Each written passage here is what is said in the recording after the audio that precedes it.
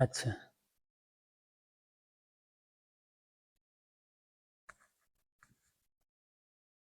मिलके नमो तस्स 3 बार उच्चारण करेंगे। नमो तस्स भगवतो अरहतो सम्मा संबुद्धस्स। नमो तस्स भगवतो अरहतो सम्मा संबुद्धस्स। नमो तस्स भगवतो अरहतो सम्मा संबुद्धस्स। महाखंडक, महावग्ग में महाखंडक, बोधि कथा, अजपाल कथा, मुचलिंद कथा, राजायतन कथा सब समाप्त हो गया। अगर ब्रह्म याचना कथा भी समाप्त, लेकिन थोड़ा बाकी अठकथा के मत, अठकथा के अनुसार भगवान अजपाल वृक्ष के नीचे रहते समय ये विचार सभी बुद्धों का स्वाभाविक होता है।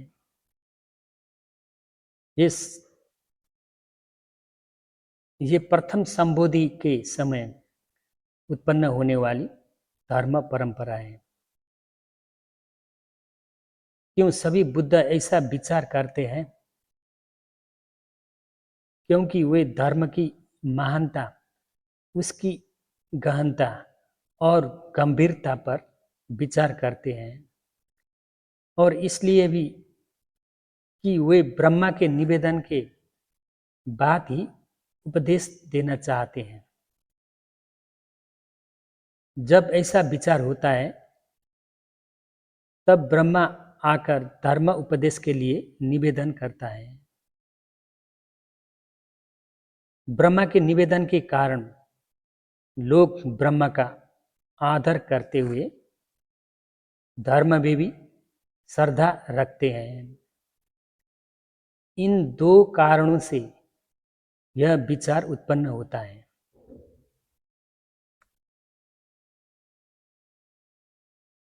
सहमपति ब्रह्मा धर्म के उपदेश के लिए निवेदन करने हेतु ब्रह्माओं को 10,000 लोक धातुओं से बुलाया गया और वे बुद्ध के सम्मुख प्रकट हुए। प्राणियों की श्रद्धा आदि 5 इंद्रियों की तीव्रता और मंदता को जानने वाली जो ज्ञान है उसे इंद्रिय परोपरियत्तीय ज्ञान कहा जाता है। इंद्रिय परोपरियत्तीय ज्ञान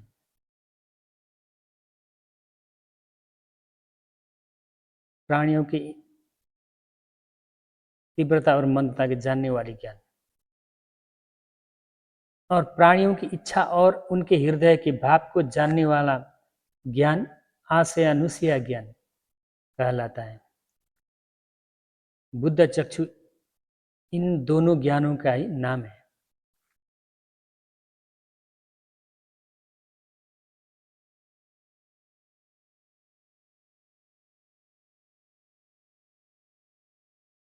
सारथ दीपनी टीका के अनुसार धर्म अत्यंत गूढ़ है, परंतु यदि उसके विरोधी तत्वों को दूर कर दिया जाए तो वह स्पष्ट हो जाता है। अच्छे आचरण द्वारा ही विरोधी तत्वों का त्याग किया जा सकता है। धर्म को सुनने से ही अच्छा आचरण संभव है। बुद्ध और धर्म में श्रद्धा और विश्वास होने पर ही धर्म को सुना जा सकता है। विशेष रूप से जो अत्यंत आदरणीय हैं उनके निवेदन करने पर ही श्रद्धा उत्पन्न होती है। इस प्रकार क्रमशः प्राणियों को धर्म का आचरण करने योग्य बनाने के लिए ब्रह्मा द्वारा निवेदन करने का कारण बताया गया है। ज्ञानी और आचरण करने वालों को धर्म उपदेश देने से यद्यपि बुद्ध थकते हैं, पर वो थकान वास्तविक नहीं होती, परंतु अज्ञानी और आचरणहीन लोगों के लिए उपदेश देने से शरीर को कष्ट, थकावट और शुष्कता होती है। बुद्धों में मानसिक थकान नहीं होती, क्योंकि वे सब कुछ पूर्णतः समाप्त कर चुके होते हैं। यद्यपि बुद्धों के लिए चारों मार्ग सुखद आचरण ही है, तथापि पारमिताओं को पूर्ण करते समय सिर काटकर दान देना, पत्नी और बच्चों का दान देना आदि कठिन आचरणों को ध्यान में रखकर इस धर्म को कठिन प्राप्त कहा जाता है। यह धर्म अत्यंत गहरा है, मानो 4,80,000 जल समूह से भरी पृथ्वी जैसा। यह पर्वत से ढके सरसों के दाने की भांति देखना कठिन है। यह अत्यंत सूक्ष्म है, जैसे 100 भागों में विभाजन किए गए पशु के पूंछ के बाल के सिरे जैसा। इस धर्म को भेद कर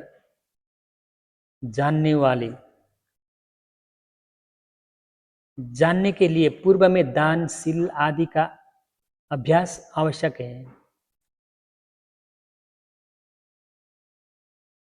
जब मार के सैनिक को नष्ट किया गया, जब पूर्व जन्मों को स्मरण किया गया, जब दिव्य चक्षु को शुद्ध किया गया,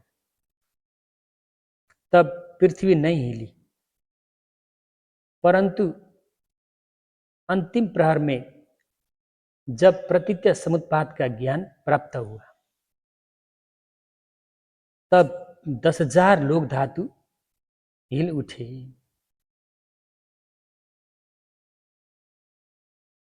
संपत्ति नामक ब्रह्मा काश्यप बुद्ध के शासन काल में सहक नामक स्थविर थे।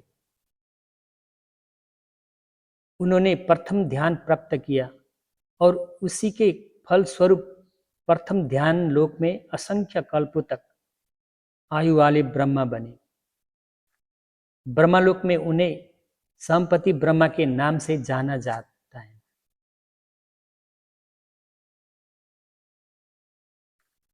संपत्ति शब्द में क को निग्रहित कर वर्गांत किया गया है।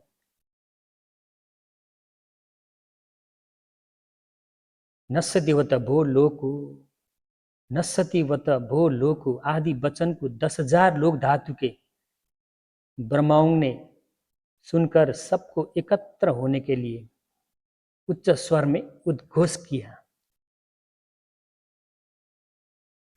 पुराण कश्यप आदि 6 आचार्य पहले ही प्रकट हुए थे। उन्होंने बुद्ध के उदय का समाचार सुनकर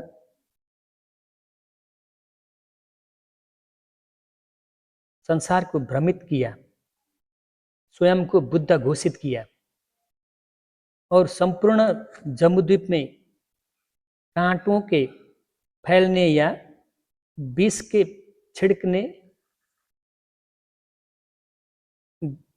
छिड़कने के समान मिथ्या धर्म का प्रचार किया।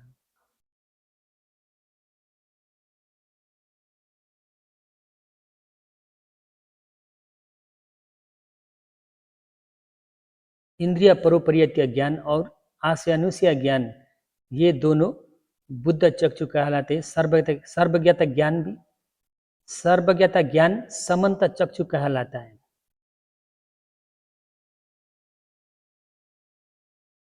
इंद्रिय परोपरियत्य ज्ञान, आशयानुशय ज्ञान तो बुद्ध चक्षु, सर्वज्ञता ज्ञान को समंत चक्षु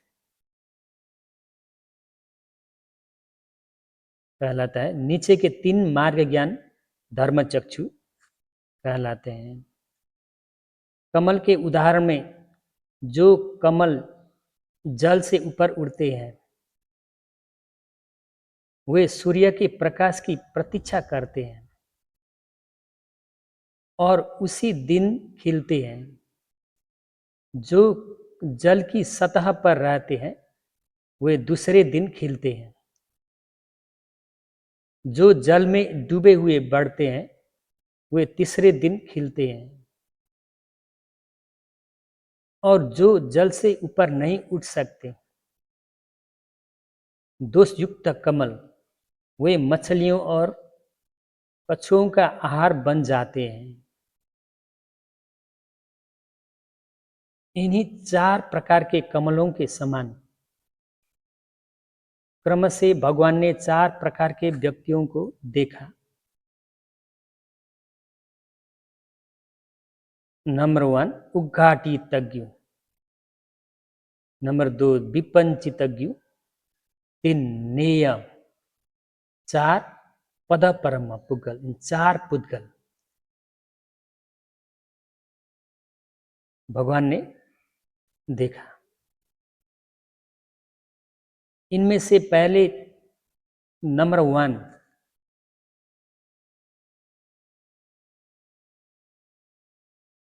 उद्घाटितज्ञ पुक्कल, नंबर 2 विपंचितज्ञ पुक्कल, नंबर 3 नेय पुक्कल। 3 प्रकार के व्यक्ति इसी जीवन में मार्ग और फल प्राप्त कर सकते हैं, जबकि पदपरम व्यक्ति भविष्य के फल हेतु केवल संस्कार संचित करता है। नंबर 1 उद्घाटितज्ञ पुक्कल,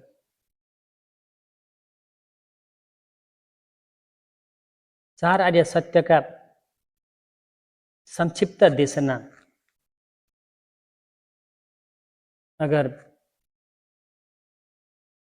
सुनने पाने से ही विषय सूची या मातृका सुन पाने से भी वो विस्तार पूर्वक समझकर रत्तफल ज्ञान प्राप्त करने वाले को उद्घाटितज्ञ पुक्कल कहलाते हैं। संक्षिप्त, लेकिन ध्यान आचरण करना जरूर नहीं पड़ता है। उद्घाटितज्ञ पुक्कल को संक्षिप्त विषय सूची दिखाने से पर्याप्त हो सकता, विषय सूची व मातृका को दिखाने से भी पर्याप्त होते हैं, लेकिन उसके आचरण करने के समय ज़्यादा नहीं है। बैठकर छोटा संक्षिप्त विषय सूची थोड़ा सा सुन पाए तो भी ज्ञान हासिल करने वाले को उद्घाटितज्ञ पुक्कल। नंबर 2 विपंचितज्ञ पुक्कल। विपंचितज्ञ पुक्कल व्यक्ति भी सुनकर ज्ञान हासिल करने वाले व्यक्ति हैं,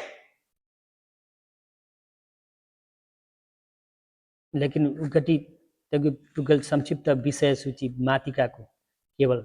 नंबर 2 विपंचितज्ञ पुक्कल थोड़ा सा अनंत लक्षण सूत्र और धम्मचक्कपवत्तन सूत्र, इन सूत्रों को विस्तार पूर्वक देशना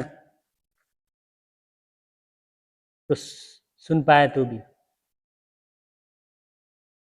सुनने से ही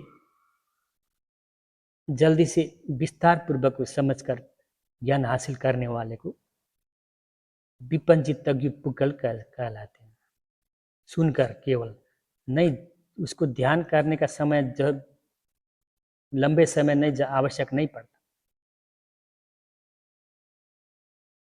नंबर 1 तत्तारो सती पठानाति, इतना बताने से भी वो उद्घाटितज्ञ पुक्कल ज्ञान हासिल कर सकते हैं। तत्तारो सती पठानादि, थोड़ा सा मातृका विषय सूची को दिखाने से भी। और नंबर 2 वाले विपजित विपुगल तो महा धम्मचक्कपवत्तन और अनंत लक्षण सूत्र आदि सूत्रों को विस्तार पूर्वक बैठकर सुनने पाने से ही ज्ञान हासिल करने वाले। नंबर 3 वाले नेया पुक्कल है ना, नेया पुक्कल चार आर्य से संबंधित हुए धर्म देशना संक्षिप्त हो या विस्तार हो,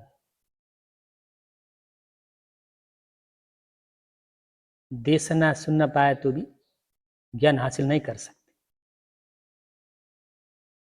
क्योंकि वो इतना सुनकर हासिल करने वाले व्यक्ति नहीं है नेया व्यक्ति, नेया पुक्कल, बल्कि वो सुनते सुनते और आचरण करते करते, ध्यान आचरण करते करते, निरंतर लगातार आचरण करते करते शील पूरा शील आचरण, समाधि आचरण, प्रज्ञा आचरण करते करते करते ज्ञान प्राप्त करने वाले को नेया पुक्कल कहलाते हैं। लेकिन वो सुनकर नहीं ज्ञान प्राप्त कर सकते नेया पुक्कल में। लेकिन इस टाइम गुरुवर ने निर्णय किया कि नंबर 1 प्रथम वाले नेया पुक्कल अभी इस टाइम में नहीं है,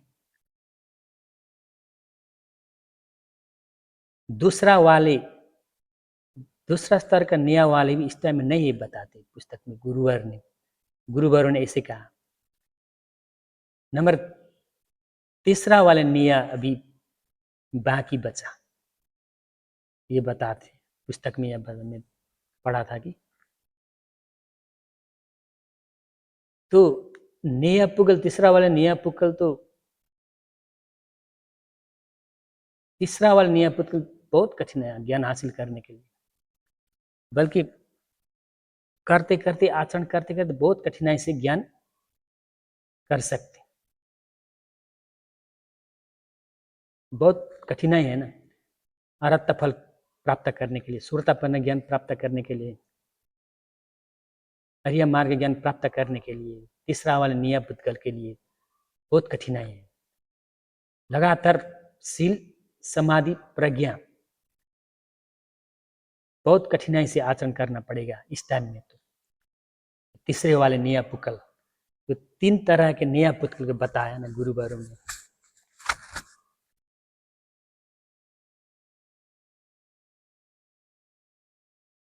और नंबर 4 वाले तो पद परम व्यक्ति है ना,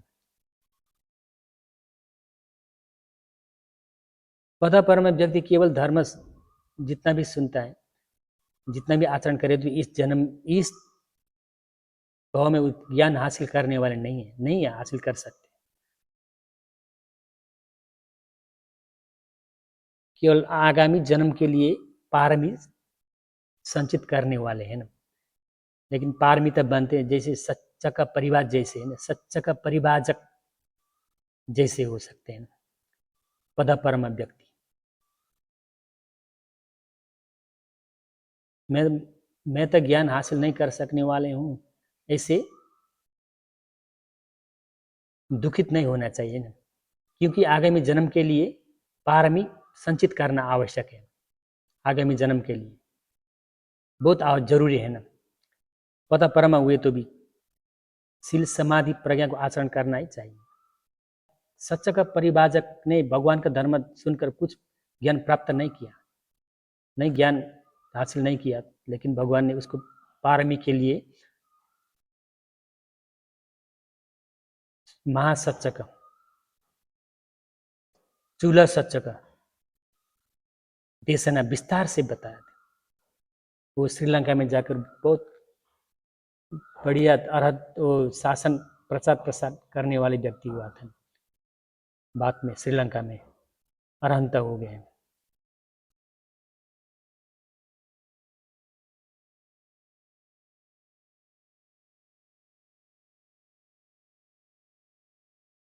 उपका के साथ भेंट।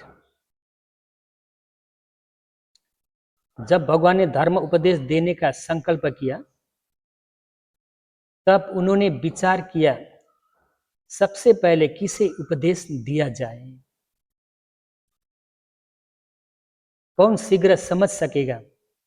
तब उन्होंने सोचा कि आलारा कालम ऋषि बुद्धिमान है, उनके क्लेश कम है और वे शीघ्र समझ सकते हैं। उसी समय एक देवता ने आकर कहा कि आलारा ऋषि का देहांत हुए 7 दिन हो चुके हैं। भगवान ने अपने सर्वज्ञ ज्ञान से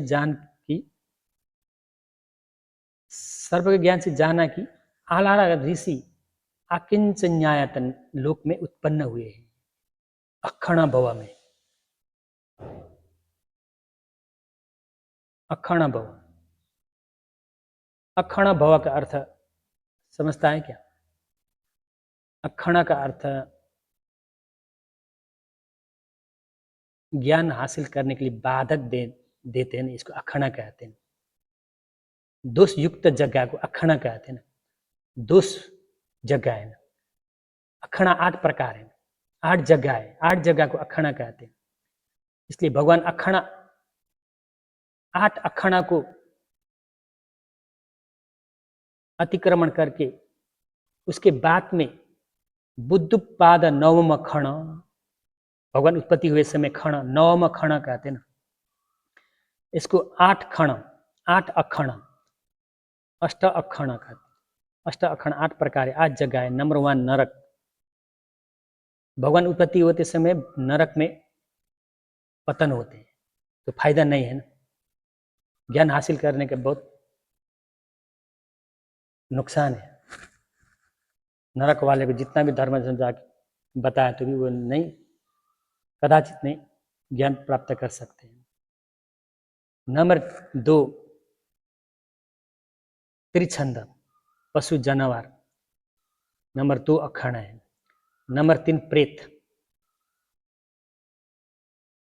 ये नरक, त्रिछंद, प्रेत, ये वाले व्यक्तियों को जितना भी धर्म करे तो भी वो ज्ञान नहीं प्राप्त कर सकने वाले हैं। दुर्गति अहेतु का पुकल कहते हैं इसको, दुर्गति अहेतु का, उसका ज्ञान नहीं है। नंबर 4 अरूप ब्रह्म। अरूप ब्रह्म जो जैसे भगवान ने आलारा कालम ऋषि को याद किया बुद्धत्व प्राप्त करने के बाद में,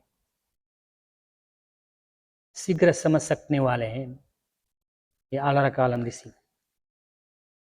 आलारा कालम ऋषि बुद्धिमान है, उनके क्लेश कम है और वे शीघ्र समझ सकते हैं, ऐसे भगवान ने याद किया। लेकिन संपत्ति ब्रह्मा ने आके बताया, लेकिन 7 दिन हो चुके हैं उसका देहांत हुए, 7 दिन हो चुके हैं। उसको अक्षण जगह में पहुंच गए हैं।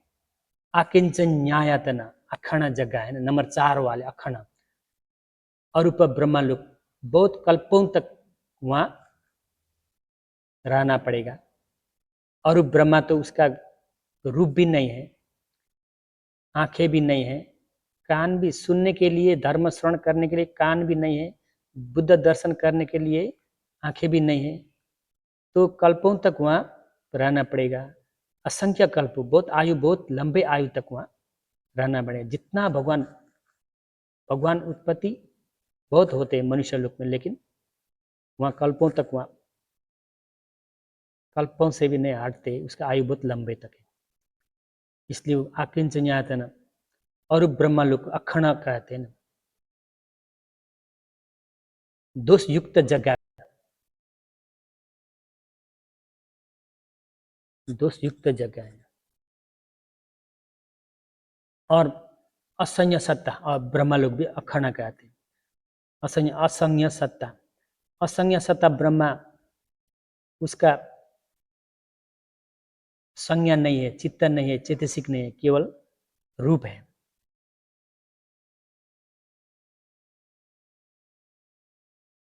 जिस एरिया पर से वो मृत्यु होता है, जैसे बैठकर मृत्यु होने वाले असंज्ञ सत्ता ब्रह्मलोक जाने पर भी वहां बैठकर 500 महाकल्प तक रहते हैं, वहां से नहीं हट पाते। 500 महाकल्प, सोचो ना ज्यादा कल्प है, इसलिए अखड़ा कहते हैं। महाकल्प का आयु बहुत ज्यादा है ना।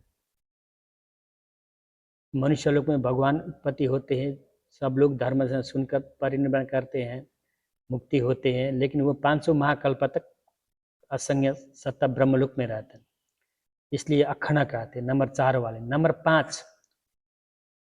5 वाले अखड़ा क्या है? पचंतर लोक में रहने वाले व्यक्ति। जैसे भगवान मध्यम प्रदेश में बुद्धता प्राप्त होते समय श्रीलंका और बर्मा, म्यांमार सब पचंतर कहलाता है ना। दूर दराज में रहने वाले इंसान, उसका रहन सहन असभ्य है ना, असभ्य है, इसलिए पचंतर कहते हैं। प्रत्यंतर, रहन सहन असभ्य है, असभ्य लोग को पचंतर लोग कहते हैं, पचंतर लोग में रहने वाले इंसान कहते हैं। इसलिए भगवान आकर धर्म देशना भी नहीं करे, धर्म करे तो भी वो नहीं, ध्यान नहीं देते, धर्म श्रवण करने के ध्यान नहीं देते, इच्छा नहीं है, असभ्य लोग है ना। पचंतर नंबर 5। नंबर 6 मिथ्या दिट्ठी वाले। भगवान उत्पत्ति होते लेकिन मान्यता नहीं देते ना, भगवान का धर्म देशना, भगवान की बात को मान्यता नहीं देते, उल्टा समझने वाले, मिथ्या दृष्टि, इसलिए भगवान ने उसको धर्म देशना करे तो भी मान्यता नहीं देते। नंबर कितना पहुंच गए? नंबर 7। नंबर 7 ज्ञान नहीं है, भगवान उत्पत्ति है लेकिन ज्ञान नहीं है वो व्यक्ति का, द्विहेतु का व्यक्ति। जैसे हेतु 6 प्रकार है ना, लोभ दोष मोह, अलोभ अदोष अमोह। ये लोभ दोष मोह तो ये चार अपाय वाले का है ना, नरक त्रिसंध प्रेत। नंबर 3 वाले का है लोभ दोष मोह से अहेतुक है ना, दुर्गति अहेतुक कहते हैं ना। अभी मनुष्य लोक में सुगति अहेतुक, द्विहेतुक, ज्ञान नहीं होने वाले, सुगति अहेतुक और द्विहेतुक। सुगति अहेतुक कैसे वाले? जो लाटा ग्वांगा लंगड़ा,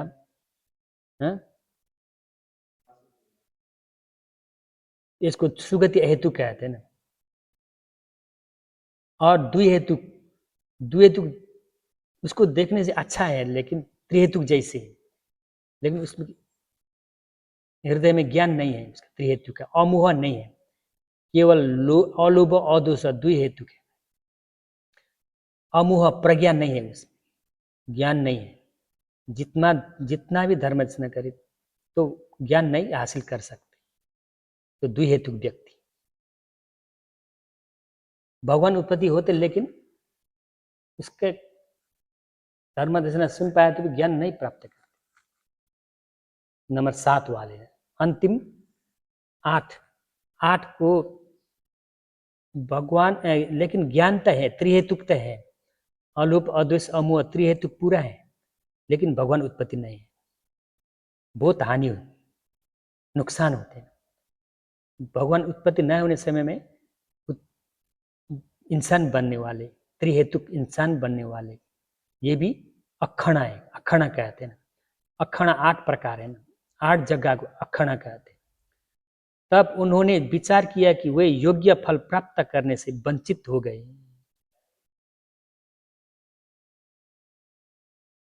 असुर काया प्रेत में अंतर्गत होते हैं, प्रेत में अंतर्गत होते हैं असुर काया। तब उन्होंने विचार किया कि वे योग्य फल प्राप्त करने से वंचित हो गए। यह बड़ी हानि है।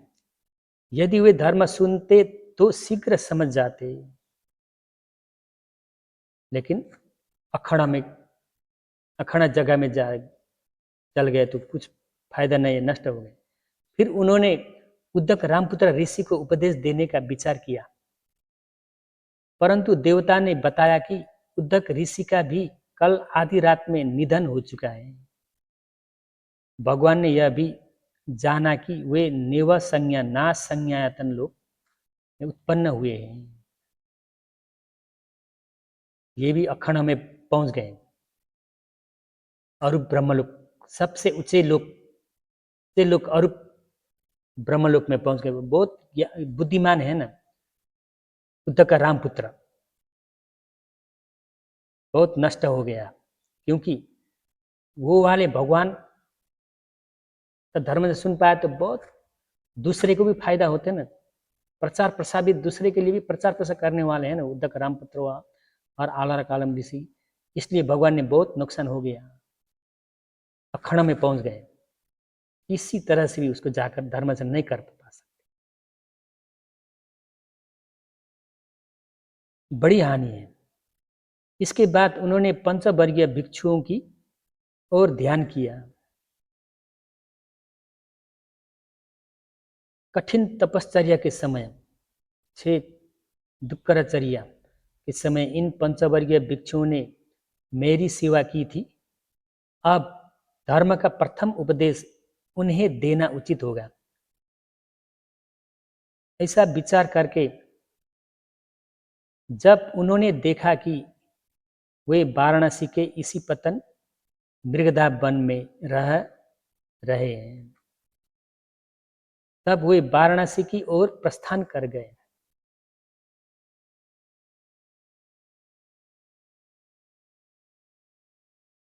बोधि वृक्ष और गया के बीच उपका नामक आजीवक भगवान को देखा और कहा, हे भद्र, आपकी आंखें आदि इंद्रियां अत्यंत निर्मल है, आपका रूप अत्यंत तेजस्वी है, आपका गुरु कौन है?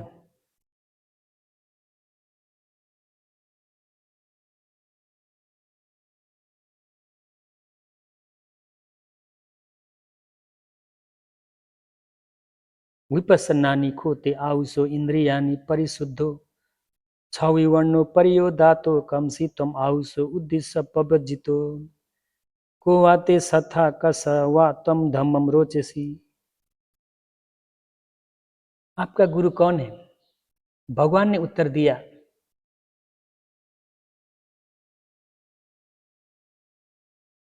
सब्बाभिभू सब विदु अमस्मिन् सब्बेषु धम्मेषु अनुपलिप्तो सब्बंजहो तर्णाखयो विमुक्तो स्वयं अभिज्ञाय कम उद्देश्य न मे आचर्यवति सदिशो मे न उज्जति सदेव कस्मिन् लोकस्मिन् नथि मे पटि पुक्कलो अहमि अर्हालोके अहम सत्ता अनुत्तरो एको मे सम्मा संबुद्धो सीति भूतो मे निभूतो धम्मचक्कं पवते तुम गच्छामि काशीनं पुरम् अन्धिभूतस्मिन् लोकस्मिन् अहंजम अमतंदुवि।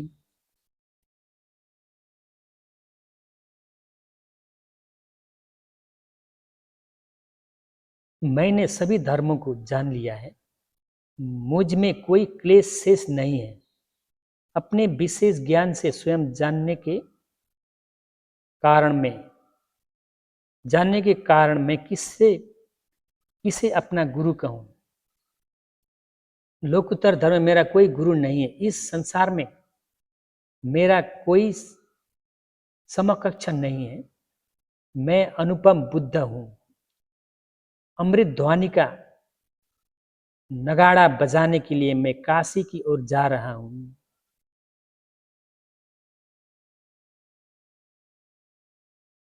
महादिशावे जीना हुंती ये पत आसव खयम जीता में पाप का धम्मा तस्माह मुपक जिनो।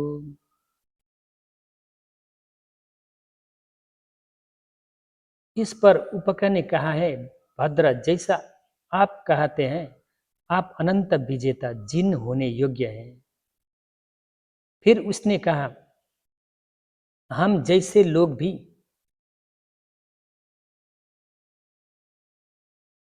आशाओं से मुक्त होकर दुष्ट धर्मों को जीतकर जिन बनते हैं।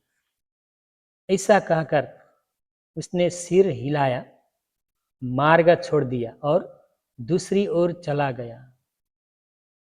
तब भगवान क्रम से 5 भिक्षुओं की ओर बढ़े।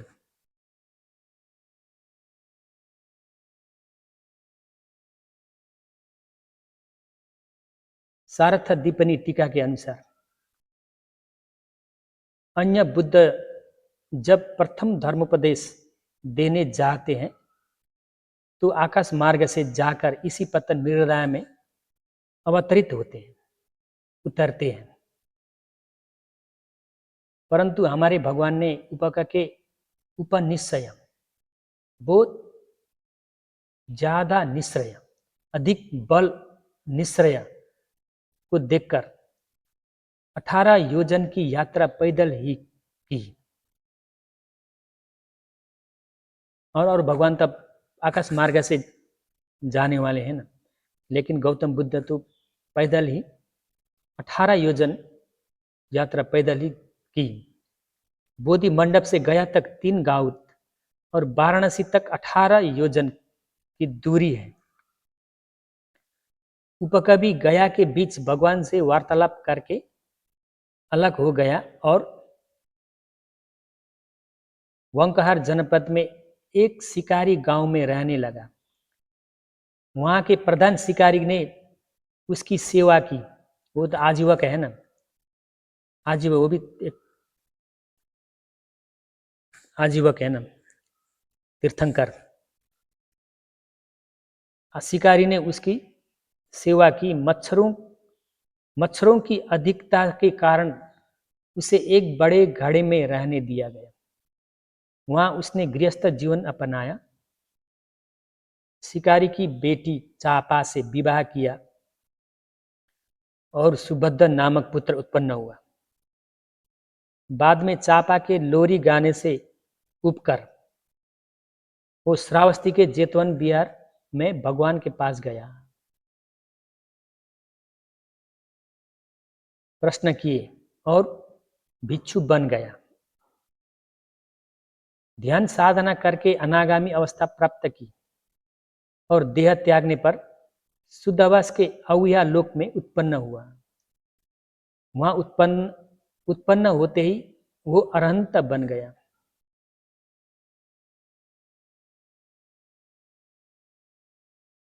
अरहंत बनने वाले 7 व्यक्ति हैं।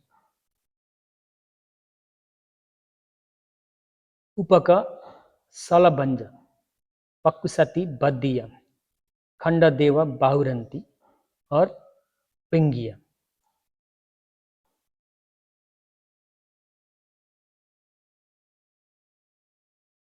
शुद्धवस ब्रह्मलोक में जाकर अरहंत बनने वाले।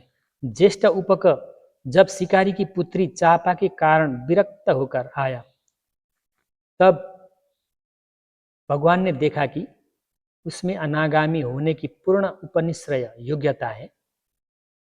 उपक का यह कहना कि आप अनंत जीन होने योग्य हैं, आगे चलकर दुख आने पर उसे स्मरण हुआ और उसी के कारण उसने मार्ग और फल प्राप्त किया।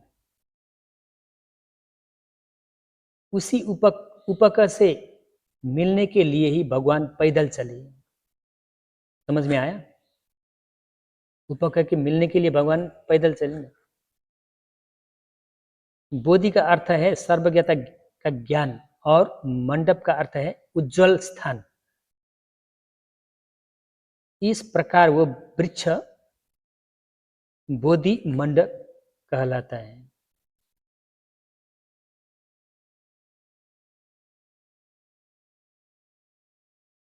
धम्म चक्क और अनात्म लक्षण का उपदेश।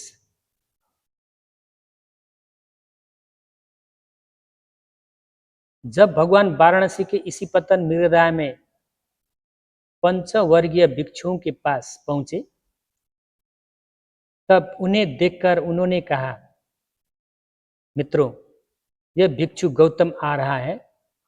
इसने कठिन तपस्या का त्याग कर दिया है और अब भौतिक साधनों के लिए भटक रहा है। इसे सम्मान न दे, आगे बढ़कर स्वागत न करें, पात्र और वस्त्र न लें। यदि बैठना चाहे तो केवल बैठने का स्थान दे दें।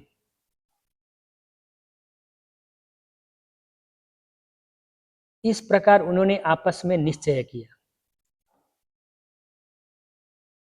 किंतु जब भगवान उनके समीप पहुंचे, तब वे अपने निश्चय पर स्थिर न रह सके।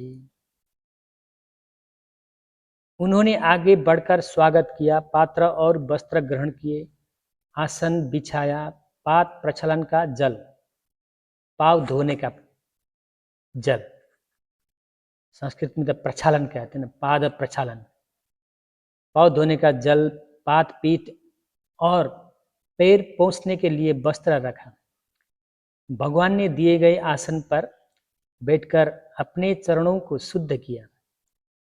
वे भगवान को कभी नाम से, कभी आउसो मित्र कहकर संबोधित करने लगे।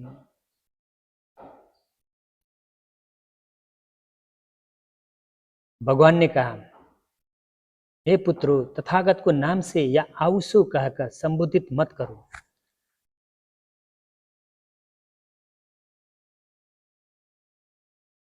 मैंने सभी धर्मों को जान लिया है। सुनो, मैं अमृत निर्माण प्राप्त कर चुका हूं। मैं तुम्हें उपदेश दूंगा। यदि तुम मेरे उपदेश के अनुसार आचरण करोगे तो शीघ्र ही निर्वाण को प्रत्यक्ष कर लोगे। तब उन्होंने उत्तर दिया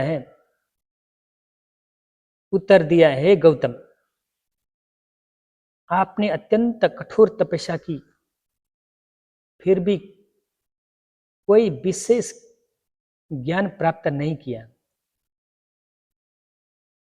अब जब आपने उस तप को छोड़ दिया है और भौतिक साधनों के लिए विचरण कर रहे हैं, तो आप कैसे कोई विशेष धर्म प्राप्त कर सकते हैं? भगवान ने पुनः कहा, हे पुत्रों, मैंने तप का त्याग नहीं किया है। नहीं, मैं भौतिक लाभ के लिए भटक रहा हूं। मैं बुद्ध हो चुका हूं। अमृत धर्म को सुनो। किंतु पंचवर्गीय ने दूसरी बार भी कहा, आपको विशेष धर्म कहां से प्राप्त हो सकता है? और जब भगवान ने पुनः कहा, तब उन्होंने तीसरी बार भी उसे अस्वीकार कर दिया। भगवान ने कहा, हे पुत्रों, क्या तुमने पहले कभी मुझे इस प्रकार कहते सुना है? उन्होंने उत्तर दिया, नहीं भगवान। केवल इस एक वचन से ही पंचवर्गीय भिक्षुओं को स्मरण हुआ।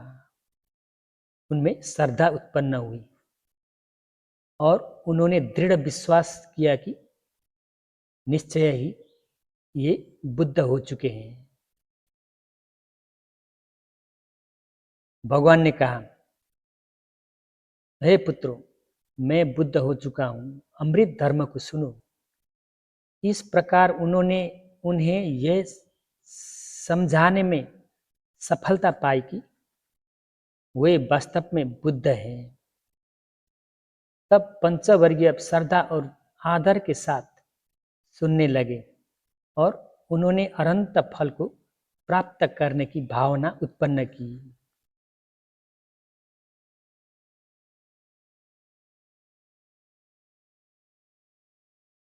तब भगवान ने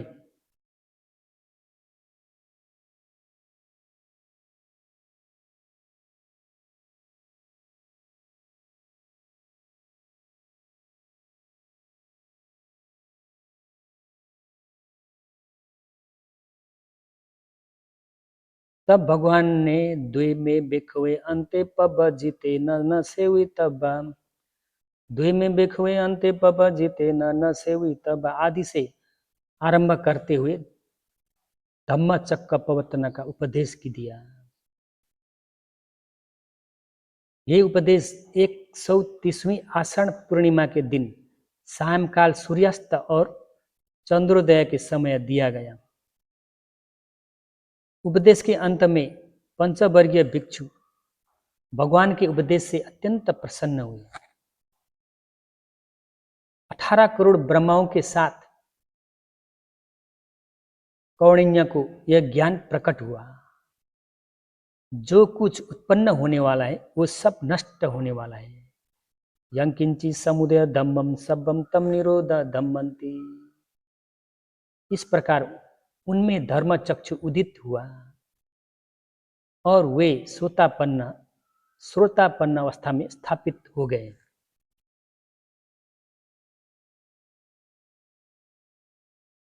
उपदेश समाप्त होने पर भूमट्ठ देवताओं ने घोषणा की,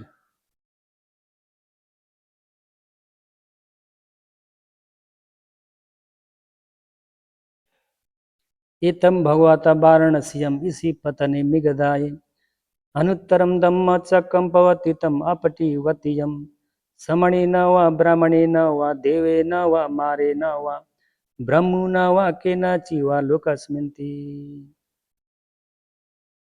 उपदेश समाप्त होने पर भूमट्ठ देवताओं ने घोषणा की, वाराणसी के इसी पतन मिगदाय में भगवान ने वो धम्म चक्र प्रवर्तित किया है, धर्म चक्र का देशना किया है, जिसे मनुष्य, देव और ब्रह्मा भी प्रवर्तित नहीं कर सकते। उनके इस घोषणा को सुनकर ऊंचे ऊंचे देवता क्रमशः उसे दोहराने लगे और एक ही क्षण में यह ध्वनि ब्रह्मलोक तक फैल गई। 10,000 लोग धातु कंपित हो उठे, आगे पीछे दाएं बाएं ऊपर नीचे घूमते हुए हिलने लगे। लोग धातु सर्वज्ञता ज्ञान के प्रभाव से उत्पन्न दिव्य प्रकाश देवताओं के तेज से भी अधिक प्रखर होकर प्रकाशित हुआ। तब भगवान ने उद्गार वचन को व्यक्त किया कि अन्यासी वत भो कोन्न्यो, अन्यासी वत भो कोन्न्योति। अर्थात कौंडिन्य ने जान लिया, कौंडिन्य ने जान लिया, इसी कारण उनका नाम अन्यासी कौंडिन्य पड़ गया। उस समय आर्य अन्यासी कौंडिन्य ने संदेह रहित होकर धर्म को जाना। वे धर्म में दृढ़ और निडर हो गए, अपने प्रत्यक्ष ज्ञान से विश्वास प्राप्त किया और कहा, भगवान मेरे लिए अब गृहस्थ जीवन में कोई आश्रय नहीं है, मैं भिक्षु बनना चाहता हूं। ऐसा निवेदन करने पर भगवान ने कहा, एहि भिक्षु स्वखातो धम्मोचर ब्रह्मचर्यम सम्मा दुख अंत क्रियाया। अर्थात आओ भिक्षु, धर्म भली प्रकार से उपदेशित है, दुख के अंत को प्रत्यक्ष करने के लिए उत्तम ब्रह्मचर्य का आचरण करो। इस प्रकार उन्हें एहि भिक्षु कहकर उपसंपदा दी गई और वे भिक्षु बन गए, यही भिक्षु बन गए।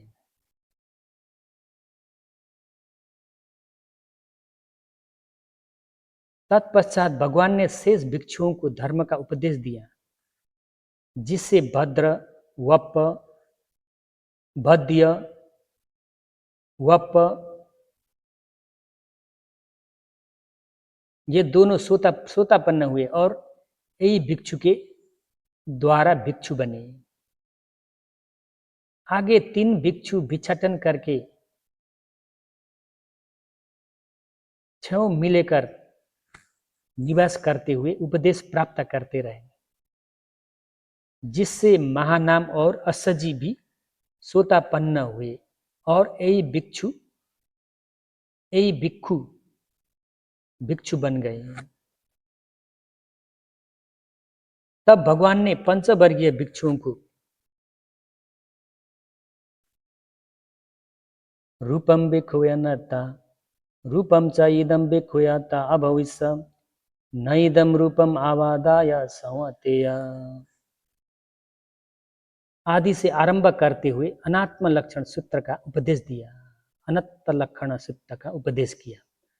उपदेश के अंत में पंचवर्गीय भिक्षु अरहंत बन गए। उस समय लोक में कुल 6 अरहंत हो गए।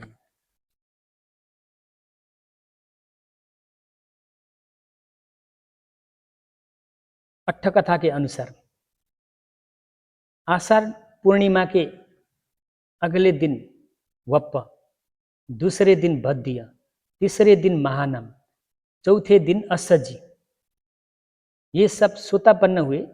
5वें दिन अनात्म लक्षण सूत्र का उपदेश हुआ और उसी दिन 6 इंसान लोक में अरहंत हो गए।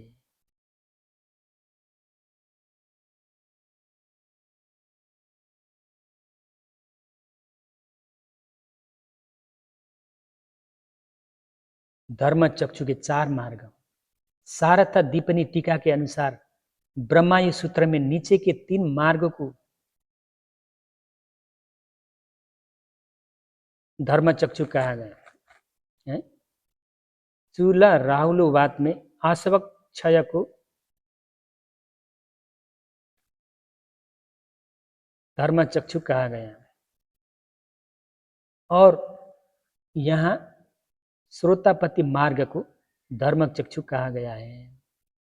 सत्य धर्म को देखने वाला चक्षु तथा नीचे के 3 मार्गों में से किसी एक मार्ग का चक्षु शील आदि 3 धर्म स्कंदों से उत्पन्न होने के कारण इसे धर्ममय चक्षु कहा जाता है। धर्म चक्षु 2 प्रकार का होता है, पटिवेद ज्ञान और देशना ज्ञान। बोधि वृक्ष के नीचे 4 आर्य सत्यों के 12 प्रकार से भेदन करने वाला ज्ञान पटिवेद ज्ञान कहलाता है। इसी पतन में द्वादशाकार से सत्य का उपदेश देने वाला ज्ञान देशना ज्ञान कहलाता है।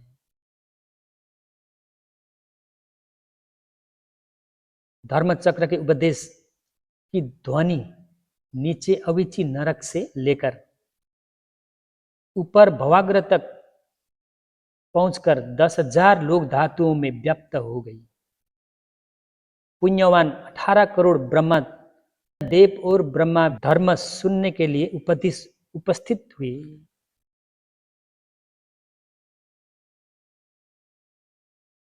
पश्चिम में सूर्यास्त और पूर्व में अश्विनी नक्षत्र के साथ चंद्रमा के उदय के समय यह धम्मचक्र का उपदेश दिया गया।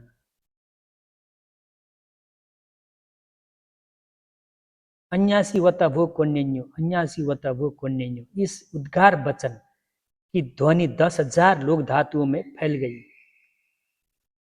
अनंत लक्षण सूत्र के अंत में मनुष्यों में केवल 6 अरहंत भगवान सहित हुए। अन्य देव और ब्रह्मा भी अरहंत बन गए।